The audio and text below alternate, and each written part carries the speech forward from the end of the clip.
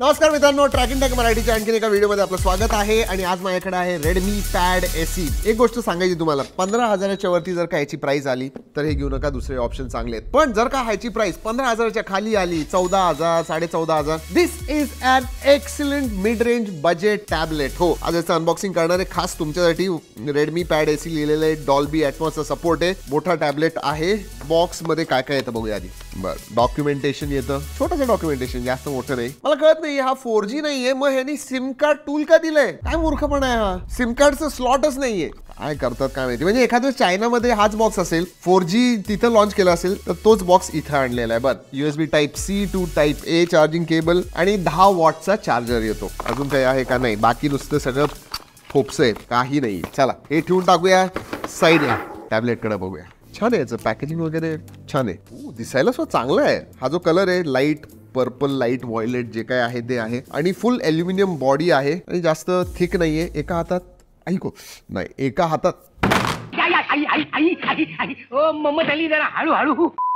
एका हातात तुम्ही धरू शकत नाही. म्हणजे माझे तरी मोठे हात आहेत, पण असं काहीतरी होईल आणि फुटेल. माझा तरी बॅचवरती पडतोय, तुमच्या हातातनं पडला तर संपलंच. पाडून बघायचं का? जाऊ दे, पाडून बघूया. मोठी मोठी गोष्ट आहे, पाडून बघूया. 1 2 अँड दुसरा 1 2 अँड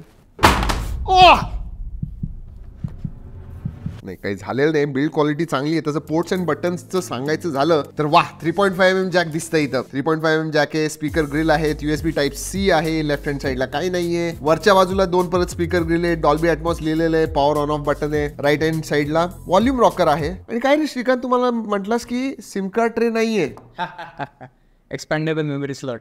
ह्याला 4G नाही. आणि मी सिम कार्ड ट्रे आपण 4G बरोबर we generally correlate that with it, पण तसं नाही आहे. बघूया.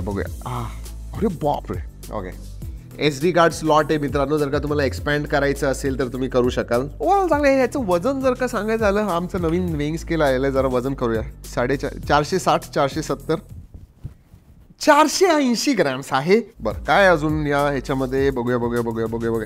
नाही, चालू करूया चला. बट मला एक गोष्ट सांगा खाली कमेंट्समध्ये, तुमच्याकडे जर का टॅबलेट आहे, तुम्ही जास्त करून असा वापरता का असा वापरता? लेट्स सी व्हॉट इज, हे व्हर्टिकल आहे का हे व्हर्टिकल आहे? पुढं बोलूया.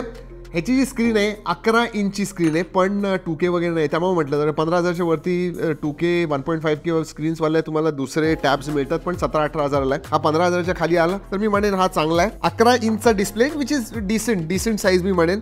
90 हर्ट्जचा फास्ट रिफ्रेश रेट येतो, FHD+ रेझोल्युशन आहे, तिथं थोडं जास्त पाहिजे होतं. आणि 400 निट्सचा ब्राईटनेस आहे, which I think is decent इंडोर्ससाठी. UV राईनलँडचं सर्टिफिकेशन सुद्धा येतं. याचे जर का बेझल्स बनायचं झालं तर ठीकठाक बेझल्स आहेत, ॲव्हरेज साईजचे बेझल्स आहेत. ओव्हरऑल मला ह्याची बिल्ड क्वालिटी, डिस्प्ले वगैरे आवडला. हो, 120 हर्ट्ज असतात, जरा जास्त रेझोल्युशन असतं तर जास्त चांगलं होतं, पण मग प्राइस सुद्धा वाढली असती, त्यामुळे तसं नाही. इथं महत्वाचं OS बद्दल बोलूया. एक गोष्ट मला आवडते, तुम्ही OnePlus वगैरे बघाल ना, तर त्यांचं जे UI आहे ते थोडं जिटरी वाटतं. म्हणजे स्मार्टफोनचं UI मोठ्या डिस्प्लेला दिलेलं आहे, पूर्णपणे ऑप्टिमाइज नाही. या बाबतीत हा जो पॅड आहे ना, तो खरंच चांगलं काम करतो, कारण की हे मोठ्या स्क्रीनसाठी ह्यांनी ऑप्टिमाइज केलेलं आहे. पण निगेटिव्ह सुद्धा आहे. MIUI 13 येतं. चांगलं सुद्धा हे आहे की 2 वर्षाचे अपडेट्स मिळणार आहेत, आणि नेक्स्ट MIUIच्या नंतर तुम्हाला HyperOS मिळणार आहे, which is again optimise for larger screen, which is good. 2 वर्षाचे मेजर अपडेट्स, 3 वर्षाचे सिक्युरिटी अपडेट्स. आणि हो, ह्याच्यामध्ये इम्प्लिमेंटेशन जर सांगितलं, फ्लोटिंग विंडो आहे, साईड बार वगैरे आहे, ह्या सगळं, किंवा स्प्लिट स्क्रीन वगैरे जे आहे, हे सगळं चांगलं चालतं. याच्यामध्ये जिटरी वाटत नाही.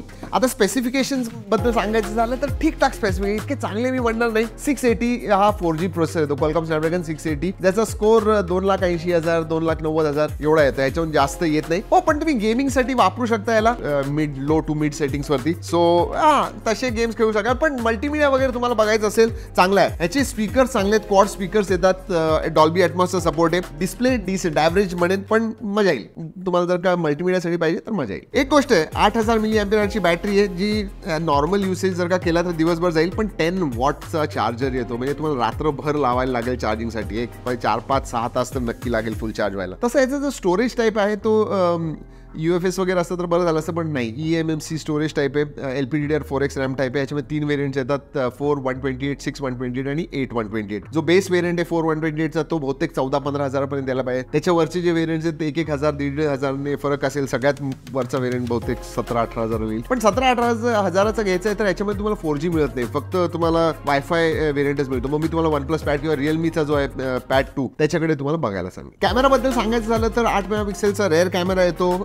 फ्रंट कॅमेरा जो आहे तो 5 मेगापिक्सेलचा आहे आणि अशापेक्षा ह्या मोठ्या साईडला जर का असेल मध्ये तर जास्त चांगलं आहे. तर माझ्या हिशोबाने it is in the right location. व्हिडिओग्राफीसाठी तुम्ही 1080p 1080p ॲट 30 FPS करू शकाल. एक फीचर चांगलं आहे, डॉक्युमेंट स्कॅनिंग वगैरे. डॉक्युमेंट स्कॅन खूप छान प्रकारे करू शकाल आणि स्कॅन होतात आणि PDF मध्ये कन्वर्ट सुद्धा होतात. So that is good. तर तुम्हाला घ्यायचं असेल तर याच्यामध्ये 3 कलर येतात, ग्रीन, ग्रे आणि हा पर्पल जो आहे. लाईट कलर्सच आहेत. बिल्ड क्वालिटी चांगली आहे मित्रांनो. परफॉर्मन्स ॲव्हरेज आहे, डिस्प्ले ॲव्हरेज आहे, कॅमेरा ॲव्हरेज आहे, UI अबाव ॲव्हरेज मी जर चांगलं म्हणेल, कारण की खरंच ऑल्दो इट इज Android 13 आणि Android 14 जो HyperOS आहे ते येणार आहे. त्यामुळे मी म्हणेल जास्त मार्क्स मी OS ला देईन, पण 4G नाही आहे हे एक डेफिनेटली नेगेटिव्ह मी म्हणेन. पण 15,000 मध्ये काय काय एक्सपेक्ट कराल. तर मित्रांनो हाच होता Redmi Pad SE.